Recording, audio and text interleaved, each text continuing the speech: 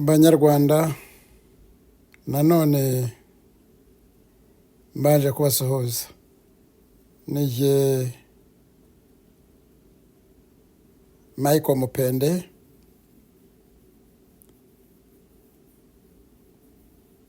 ubagezaho ibiganiro byanjye bisanzwe, ibiganiro byigisha,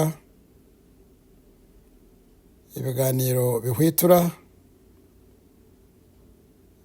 ibiganiro bikangurira Abanyarwanda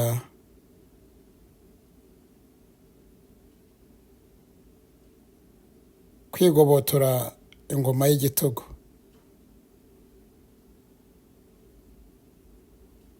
Uyu munsi ndashaka kubagezaho ikiganiro kigabanijemo ibice bitatu.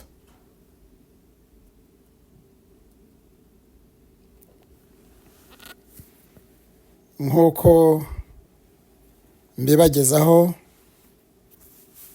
cyangwa uko bamwe babizi, ingoma y'igitugu kugira ngo abantu bayibohoze cyangwa bayigobotore, nuko bagomba kuyirwanya. Ariko nuko kuyirwanya gukenera inyigisho, gukenera ubumenyi. U Rwanda nicyo gihugu kiyobowe n'umutegetsi w'igitugu muri Afurika yose, ahari kurusha abandi bose.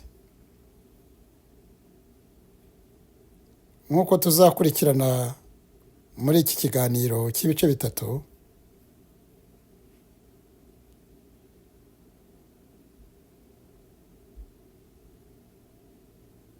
nzibanda ku mikorere y'ingoma z'igitugu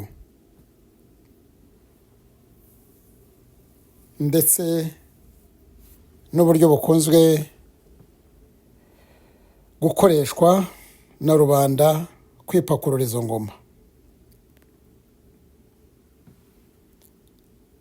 Mu rwego rwo guharanira uburenganzira bwa kiremwamuntu,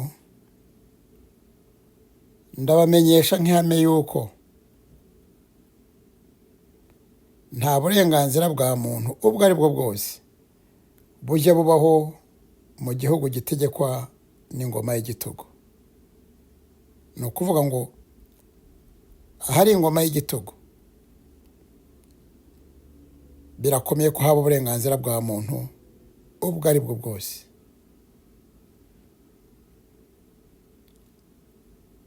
Kunenga, kuvuguruza, kuvuga icyo umuntu atekereza, abaturage guhoraho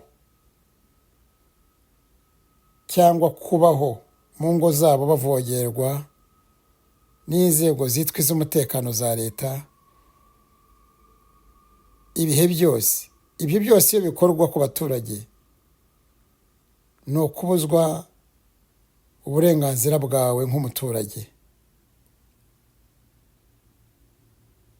Ba dictators cyangwa abayobozi b'igitugu bahora bafite inyota y'ubutegetsi itagishira. Rero burya ntibajya bavaho ukundi, ntibajya bakorwaho n'amatora, kuko ntibajya bemera opozisiyo.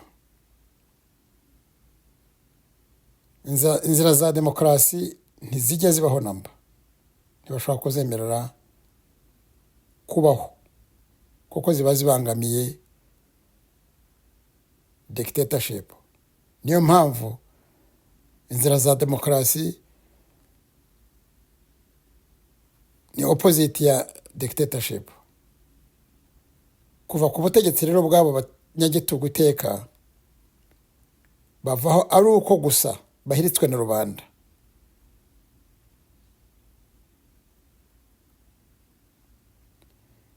Dore uko bikorwa.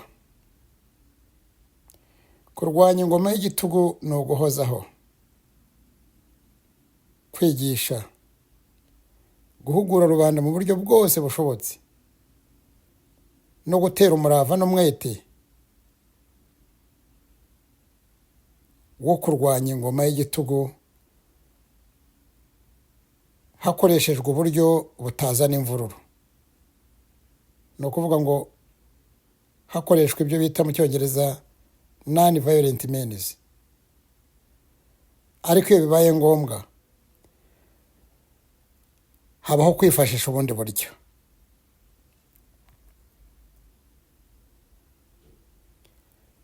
Abanyarwanda bimye umudendezo wabo igihe gihagije kubera kwizera amahoro n'umutekano byabaringa. None ubu baragondojwe, bagomba kwishakamo rero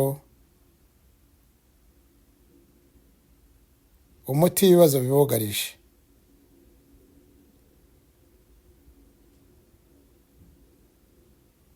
Abanyarwanda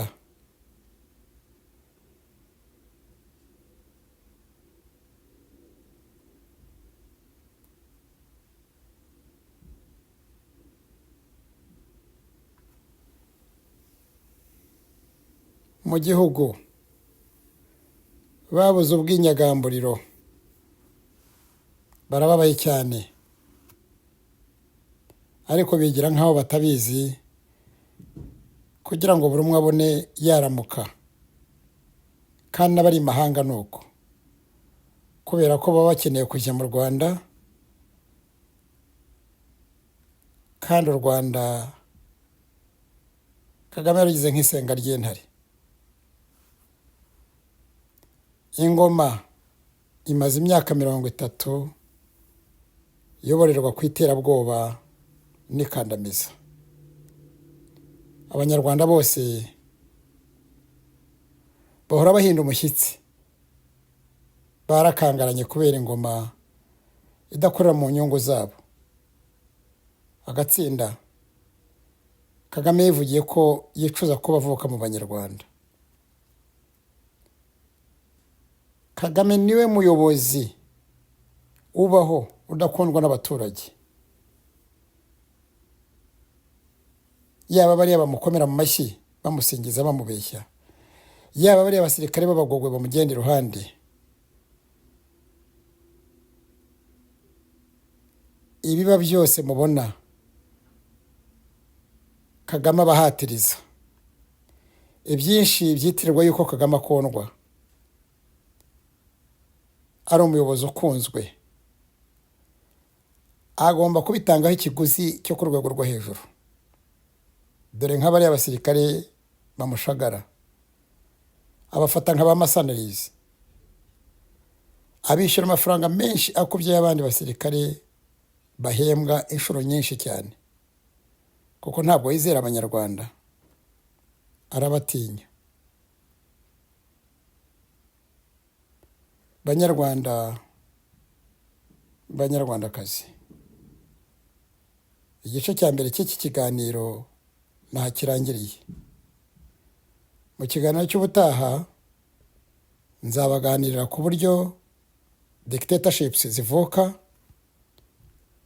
ndetse n'uburyo dictator Kagame nawe yabayeho. Mwese nimugire amahoro, naho ubutaha.